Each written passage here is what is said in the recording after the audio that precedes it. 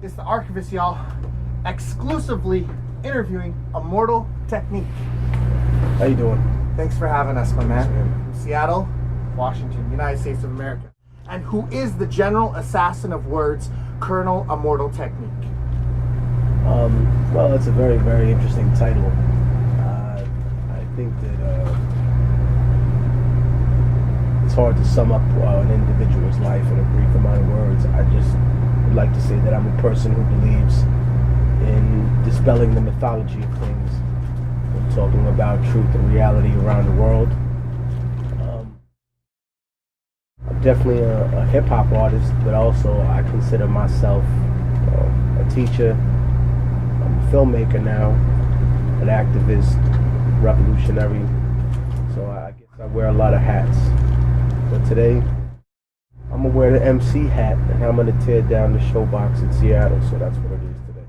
And education, Hunter College, Penn State University, political science, growing up, Public Enemy, Rockham, KRS, and Cool G Rap. Yeah, I mean, I never graduated from college. After I left high school, I went to college for about a year and a half. I found myself incarcerated. I played a big role in that with my violent attitude towards a lot of things.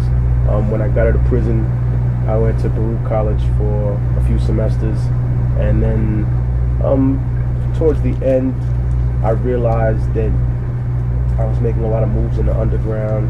By that point, I had met Poison Pen and a few other people who were involved in the battle scene, and I had done a couple of battles on my own, without nobody putting me on. And then I found people who were heavily entrenched in the underground who were like, well, why don't you try this battle? Or I'm throwing this shit downtown. And Poison Pen used to throw these huge events. So started doing that. In terms of the influence from other artists, I think that came more after I put out Revolutionary Volume 2, and I already had them to kind of give me words of wisdom. Chuck especially, Chris also, people that have been very, very helpful. But everybody else definitely contributed a gem or two or three or four in terms of their experiences with the industry and how they managed to traverse such a difficult business that a lot of people honestly get lost in, and unfortunately never even make it to where we are now. It's like the Goonies. Chester Copperpot, he was a professional, but he never made it this far. Look how far we've come.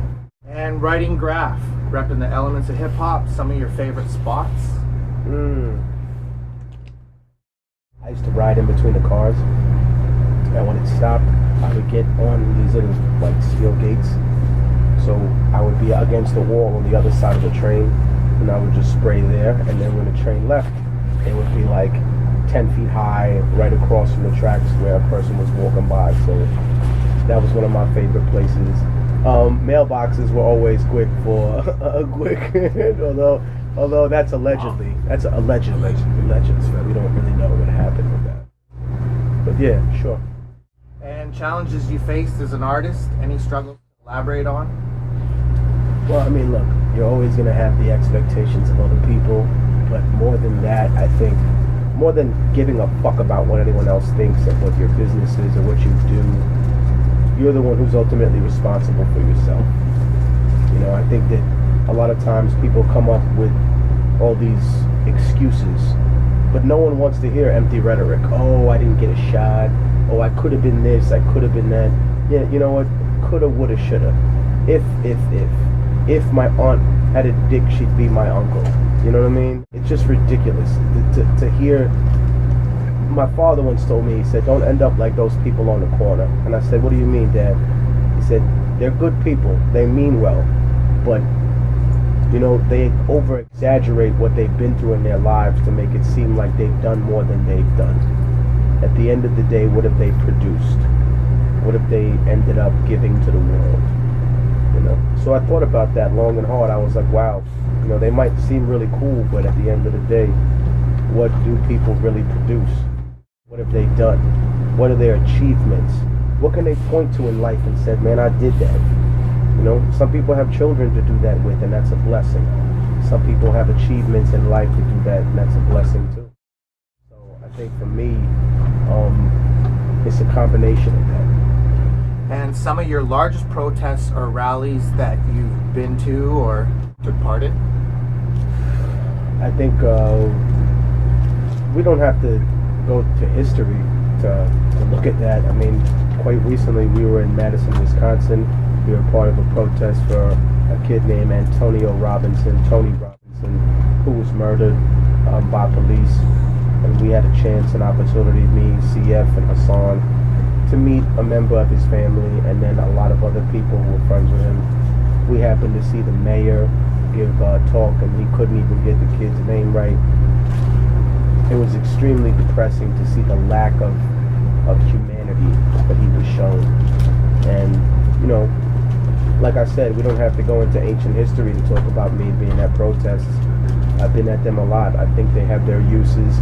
I think that they're only one tool, and then, you know, unfortunately people rely on them a lot rather than looking at them as part of a greater story. And Revolutionary Volume 1, Not Everyone Knew Yet. Speak on the first piece to the chapter. Oh, wow. I did this one all on my own. Yeah, me and a couple of other people who were producing Southpaw, Atomic, of course, 44 caliber. Really big part of this. I put it together. At that point, I had just met Poison Pen, the people from EO Dub. That's why I don't have that many features. I got Big Zoo, Poison Pen, of course, Diabolic. I just met him through the battle scene as well. He was killing it at the time. And Gene Gray and Pumpkinhead were just people that were circulating around the scene who were actually greater than I was, you know, in terms of their fame and in terms of people that knew them. So they were gracious enough to do the record for nothing, you know. So I put this together. I worked so many different jobs, all legal, I might add, all legal jobs to try and afford to put this out the right way. I didn't want this to be tainted by drug money or other things. I realized something very, very important, that when I got out of prison, there were people who try to mix dirty money with clean money, and it always ended up being dirty. It always ended up with them being locked up, incarcerated. So I said, look, I have to finally take dirty money, decide what I'm going to do with it. So this is all clean money. This is blood, sweat, and tears. I worked in a sweatshop, pretending I didn't speak English, driving a forklift to get the last part, and then I won the 2001 Rocksteady battle, and that put me over the edge, and I pressed up the first 2,300 copies of Revolutionary Volume 1. Amazing. I still have like 3 or 4 of the original ones still in the case. Yeah. Excellent. I like my freedom. We're not going to have those type of discussions. I will say this though. When you're young, you have a lot of ego. You know, you say, oh man, somebody got fucked up, someone got knocked out. You hear young kids, oh yeah, that's what you get. Don't fuck around. That's universal. That doesn't matter if it's in the United States, Canada, South America, Africa. You know, when you're young, you want to claim something. But do the knowledge. As an older motherfucker, as an OG, I eventually will hear people say, oh, someone got knocked out. I don't know who that was, man. I don't know who that is. Please don't involve my name in that. Please don't put me in that, you know. Don't assume that I had something to do with that.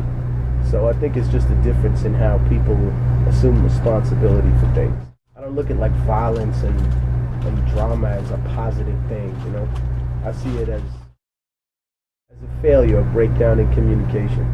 So, you know, that's kind of where I am with it. I don't go around permeating negativity. I try to be positive. You know, I've seen people that all they are is negative. Every other word out their mouth is negative, and that really reflects back on them more than anything else in the world. You know what I mean? You want to be positive, but if all that you do is talk about negativity, you know, it ends up poisoning everything you do.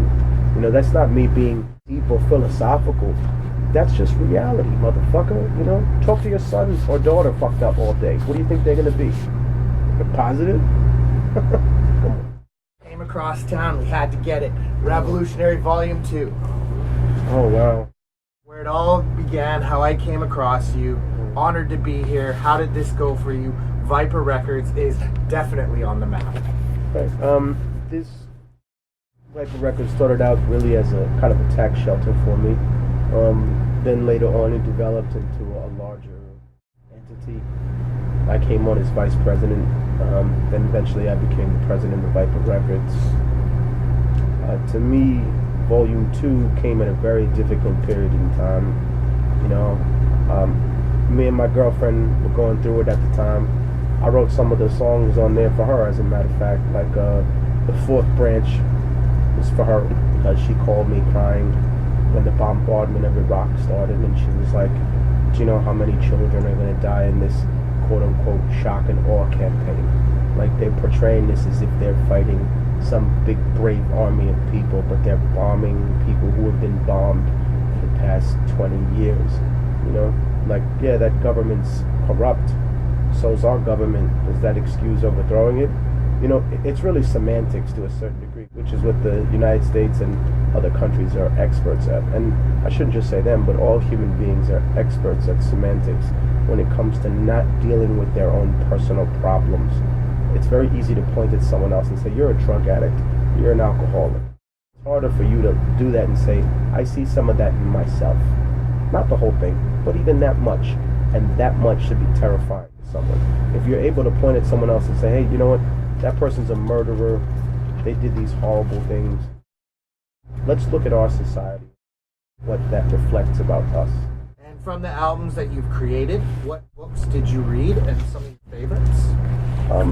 I can't really point to one specific book set or people. Like, I get that a lot though. People like, hey man, tell me the books you read so I can be as smart as you. It has nothing to do with being as smart as me or not. It has to do with people being able to read information and then cross-reference it later on. You can't just get one source of information. That's never going to be enough. You know, it's always going to be more stuff that people need in order for them to kind of get everything that they are going to get out of even one specific event in life. So it can't be just one book, you know what I mean? But I tell people, don't just read facts, you know what I mean? There's a lot of interesting things in philosophy and fiction, you know? To my knowledge, Dostoevsky didn't write just, you know, long historical trawls. It tells a story, you know what I mean? Nietzsche didn't just teach these incredible lessons.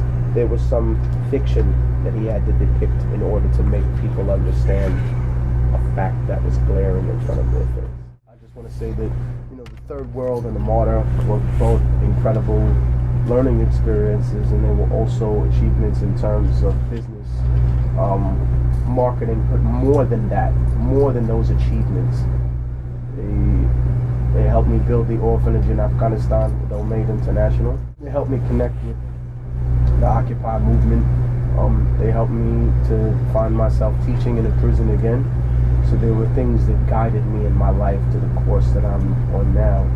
And they were also the two kind of intermediaries between Revolutionary Volume 2 and the Middle Passage, which is the continuation of the Revolutionary series. And then afterwards, I think we're doing Revolutionary Volume 3, and then hopefully, if I'm not dead yet, then they'll get that one too. And you got any shouts? I just want to shout out all my people that are here. The people, Slim, CF, Hassan, Poison Pen, Southpaw. Definitely want to shout out Slave Seba, DJ Static, Grindberg. You missing anybody? Cook Food. Of course, send a rest in power to my brother Jay Arch. Big shout out to Caleb and Naya. When y'all see this in the future, just know we love you. We're going to take care of you. And I want to say something, man. When somebody in your life passes away, you feel natural emotions. You know, you feel pain, you feel guilt, you feel things that are natural to have. But I say that some of these emotions you have, and they're totally normal, but they're just at the wrong time. Like, when you feel guilty because you didn't spend enough time with someone who passed away, that's not the time to feel guilty. You're supposed to store that emotion and save it for a year later when you realize that you haven't spent one fucking day with their children. You haven't spent one moment calling, finding out how they're doing. Please don't sit here and say that you gave a fuck about somebody if you're not willing to at least put up and spend an hour out of your day, a month talking to their kids and helping them out. So that's all I'm saying. To the people out there who want to show the right kind of love, remember, it's really easy to do. Just an hour out the month. You could even do it on the phone if you can't show up in person. But if you never show up, then you should shut the fuck up while grown men are talking. That's the problem. And this is going out to all the people out there that are suffering and in pain. Remember, we stand a better chance against that when we're together, not when we're apart. And shouts to Immortal Technique, Universal Zulu Nation, Viper Records, and this is The Archivist, and you've been archived. Zulu!